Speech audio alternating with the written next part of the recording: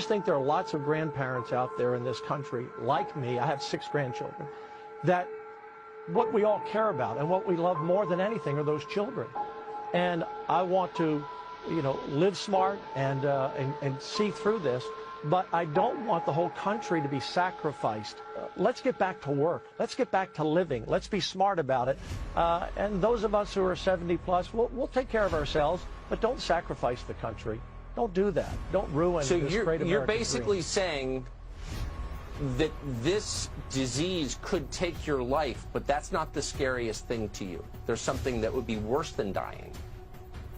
Yeah, and look, I'm going to do everything I can to live, but, you know, if you said, are you willing to take a chance, you know, if I get sick, I'll go and try to get better, but if I don't, I don't.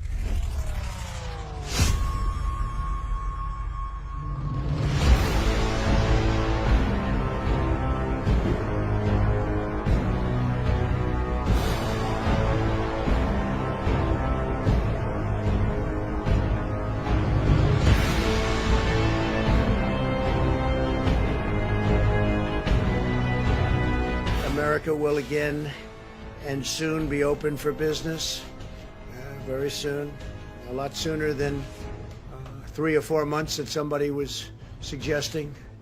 A lot sooner. We cannot let the cure be worse than the problem itself. We're not going to let the cure be worse than the problem. We can't shut in the economy. The economic cost to individuals is just too great. So let's see how this thing plays out. More testing is essential, and we're loading up with tests now. That's going to be a big help. But the president is right. The cure can't be worse than the disease, and we're going to have to make some difficult trade-offs. But there's a much better way to flatten the economic curve. Dr. Fauci says he's fine, overreacting. Well, that's easy for him to say. He'll still have a job at the end of this, whatever happens.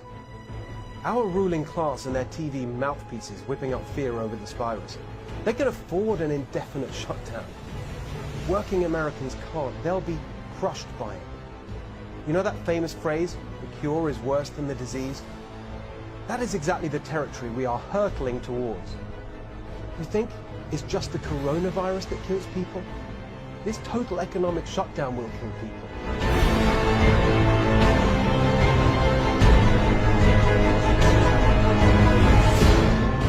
Yeah, my mother is not expendable. And your mother is not expendable.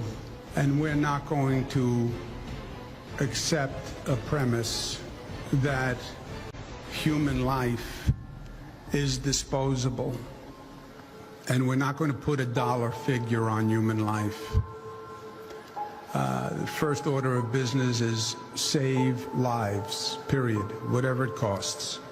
Now, I also don't believe it's an either or. I believe you can have an intelligent, refined public health strategy.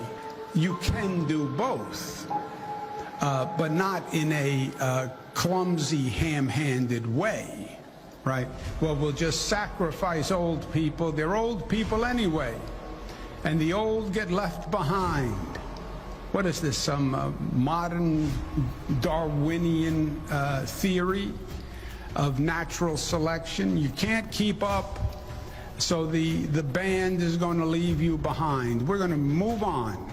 And if you can't keep up, well, then you just fall by the wayside of life. God forbid.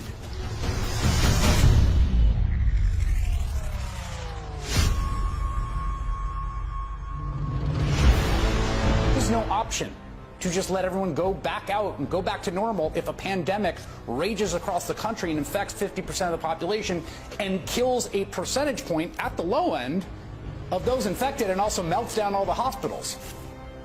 What kind of economy do you think you're going to have under those conditions? I mean, please just think about this for a second. Are people going to be flying?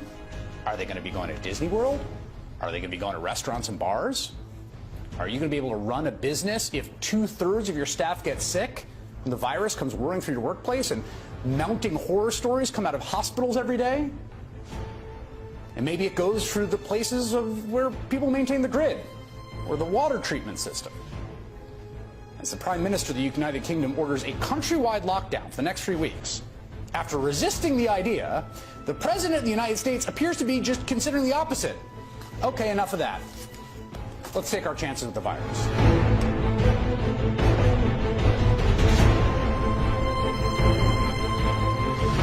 Dr. Birx or Dr. Fauci are telling you we need to continue these measures for the health of the vulnerable populations of the country. Are you going to say, I'm sorry, the economy is too important?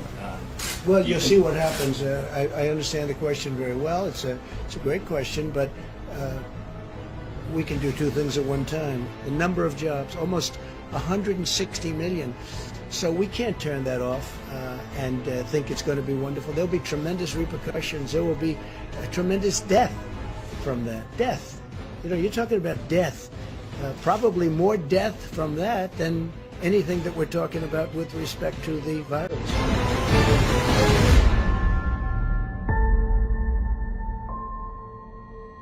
Do we have to shut down the whole country for this? I think we can get back to work.